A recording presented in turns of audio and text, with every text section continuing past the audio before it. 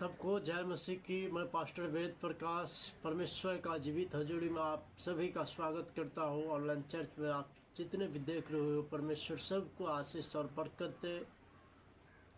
Online church आप सभी आज से ब्लेसिंग को देखोगे अपने जीवन में, जितने भी हो बड़ी बड़ी गवाही को देखोगे अपने जीवन में।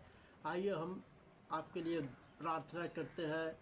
सभी आंख बंद करें और प्रार्थना को रिसीव करें। पवित्र आत्मा जी, हम आपको धन्यवाद करते हैं पिता परमेश्वर, प्रार्थना करते हैं प्रभु यीशु मसीह जी, इस ऑनलाइन चर्च में जितने भी जुड़े हुए पवित्र आत्मा जी, सभी के ऊपर आपका ब्लेसिंग उतरे यीशु मसीह के नाम में। अंधकार की शक्ति बाहर जाए न पाए यीशु मसीह के नाम। मेरे पिता परमेश्वर, पवित्र आत्मा जी, आपका वचन में लिखा है, जहाँ 2 या 3 4 जन मेरे नाम का उपस्थित होता, मेरा प्रेजेंस रहता। मेरे पिता परमेश्वर खुदावन राजा, इस सभी का हर ब्लेसिंग को खोलिए पवित्र आत्मा। जो भी रुका हुआ काम है पवित्र आत्मा जो उसको खोलिए मेरे पिता परमेश्वर।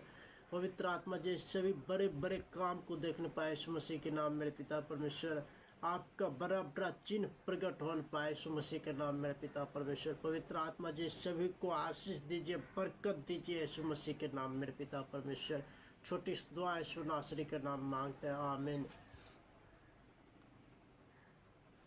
हालेलुया। आज का बेस्ट टॉपिक है कि सुसमाचार प्रचार कितने प्रकार के हैं। सुसमाचार प्रचार जब देखते हैं तो सुसमाचार प्रचार को 2 भागों में बांटा गया है। एक शीघ्र सुसमाचार प्रचार, दूसरे लक्षित सुसमाचार प्रचार। शीघ्र सुसमाचार प्रचार वह है, यह सब कम समय में सुसमाचार प्रचार सुनाना। शीघ्र सुसमाचार प्रचार जो है वो कम समय में दूसरे तक सुसमाचार प्रचार को सुनाना। यह बहुत अधिक कम समय में संचार में एक विशिष्ट तरीकों से अधिकतम लोगों तक पहुंचाना है। जैसे आप ले लो यूट्यूब एक्सेट्रा, इंस्टाग्राम, फेसबुक, इसके थ्रू आप सुसमाचार प्रचार सुनाते हैं, लेकिन अधिकतम लोगों के पास पहुंचता है। इस प्रकार के तेज प्रचार खेत के ठीक से तैयार किए बिना बीज बोने जैसा है। यह जैसे आप खेत को ये बिना तैयार किए हुए उसमें बीज बो दोगे तो उसमें खर पतवार घास उगने लगेगी। वैसे ही ये सुसमाचार प्रचार है। दूसरा है लक्षित सुसमाचार प्रचार। इस प्रचार का एक विशिष्ट लक्ष्य है कि यह निरंतर बनाए रखता है। अगर आप टारगेट पे प्रचार करोगे तो यह आप आज का टारगेट लोगे कि हमको 10 ठो को सुसमाचार सुनाना है, कल 20 ठो को सुनाना है, परसों 30 ठो को सुनाना है। इससे आपका यह कलीसिया बढ़ेगी, कलीसिया में बढ़ोतरी होगी, चर्च में बढ़ोतरी होगी और प्रभु यीशु मसीह का चेला अधिक निर्माण होगा। इससे अतिरिक्त यह चर्च के विकास में भी सहायता होगी। परमेश्वर आपको दान वरदान दोनों ही बढ़ाएगा, कलीसिया का उन्नति करेगा। हालेलुया। और परमेश्वर का महान आदेश क्या है? प्रभु यीशु मसीह जो महान आदेश दिए थे वो क्या है? जब हम इन आयतों की जांच करते हैं, वचनों को पढ़ते हैं, तो हम इस पर निष्कर्ष पे पहुंचते हैं कि महान आदेश का घोषणा सुसमाचार प्रचार के साथ समाप्त नहीं होता। महान आदेश सुसमाचार प्रचार के बाद में भी जारी रहता है। सभी सुसमाचार प्रचार लेखक मत्ती, मरकुस, लूका और यूहन्ना कहते हैं कि तुम जाओ और प्रचार करो। जितने भी सुसमाचार प्रचार के लेखक हैं सभी कहते हैं कि तुम जाओ और प्रचार करो। हालांकि लूका समझाता है कि प्रचारित संदेश का विषय क्या होना चाहिए। मत्ती, मरकुस, लूका और यूहन्ना में लिखा है कि आपको कहाँ और किसे प्रचार करना चाहिए। मत्ती और मरकुस बताते हैं कि प्रचार के बाद आपको क्या करना चाहिए। जब मत्ती सही तरीके से समझाता है कि महान आदेश क्या है, प्रचार करने के बाद आपको क्या करना चाहिए, यानी आपको जाना चाहिए, शिष्य बनाना चाहिए और बपतिस्मा देना चाहिए और उसको जो आपको सिखाया गया है आप उसको सिखाओ। हालेलुया। सुसमाचार प्रचार का लक्ष्य लोगों को यीशु मसीह का शिष्य बनाना है। यीशु ने कहा है कि जाते समय मन में एक स्पष्ट लक्ष्य रखना महत्वपूर्ण है। जब यीशु मसीह स्वर्गारोहण हो रहे थे तो प्रभु यीशु मसीह ने कहे कि अपने मन में एक स्पष्ट लक्ष्य बनाए रखना महत्वपूर्ण होती है एक मसीही विश्वासी को, एक पास्टर को। विशेष रूप से आपको सुसमाचार प्रचार करके भी अविश्वासियों को विश्वासियों में बदलना चाहिए। उसके बाद उन्हें सिखाइए और उन्हें शिष्य बनाइए। हालेलुया। आप प्रेरितों का काम 5:42 में देखेंगे।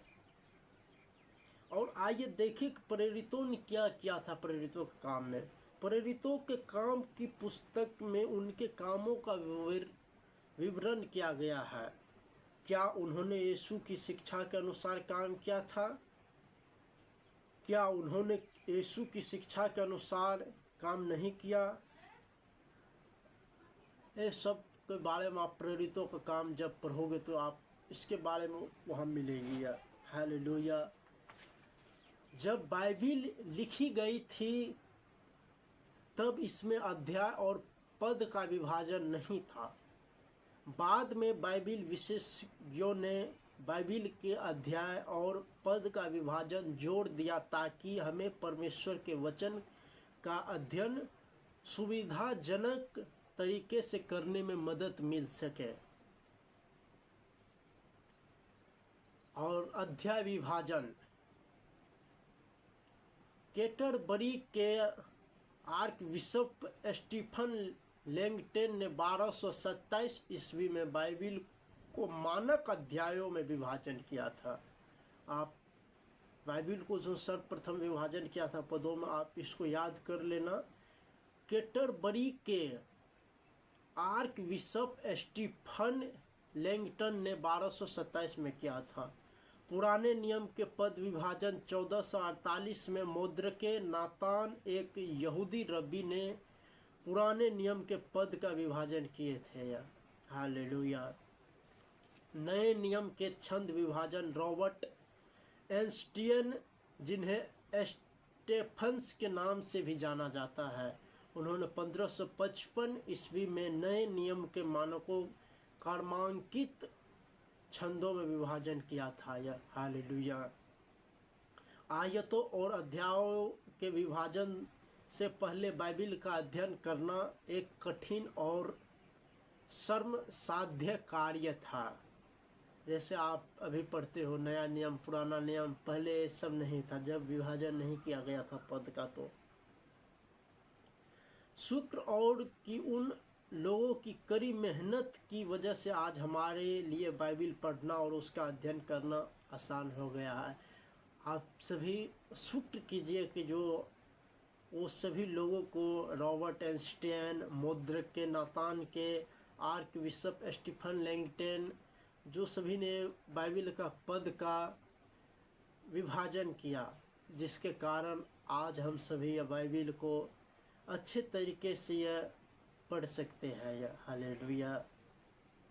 आइए हम सभी छोटी सी प्रार्थना करेंगे और अगले टॉपिक कल डाली जाएगी और अगले टॉपिक पे कल बात करेंगे क्योंकि वीडियो लंबा हो जाएगी। आइए हम सभी छोटी सी प्रार्थना करें। सर्वशक्तिमान ईश्वर पिता परमेश्वर, हम आपको धन्यवाद करते पिता परमेश्वर। हम प्रार्थना करते ऑनलाइन चर्च के लिए मेरे पिता परमेश्वर। पवित्र आत्मा, आज का जो टॉपिक था मेरे पिता परमेश्वर, सुसमाचार प्रचार के कितने भाग होते हैं मेरे पिता परमेश्वर। जिसने इस शिक्षा को ग्रहण किया मेरे पिता परमेश्वर, वो सभी को आप आशीष दीजिए, बरकत दीजिए यीशु मसीह के नाम पिता परमेश्वर। पवित्र आत्मा, जब हम वो सभी के लिए प्रार्थना करते, रोगियों के लिए मेरे पिता परमेश्वर, जिसको कैंसर है, पवित्र आत्मा जो सिस्ट की प्रॉब्लम मेरे पिता परमेश्वर पार जाए, कैंसर पार जाए, सिस्ट पार जाए, पथरिया पार जाए, रसोलिया पार जाए, काला मोतिया पार जाए, चिट्टा मोतिया पार जाए यीशु मसीह के नाम मेरे पिता परमेश्वर। प्रभु यीशु मसीह बहरापन पार जाए, लंगड़ापन पार जाए, अंधापन पार जाए यीशु मसीह के नाम मेरे पिता परमेश्वर। सभी के ऊपर आपका लहू का पारा लगाता है यीशु मसीह के नाम मेरे पिता परमेश्वर। प्रभु यीशु मसीह छोटे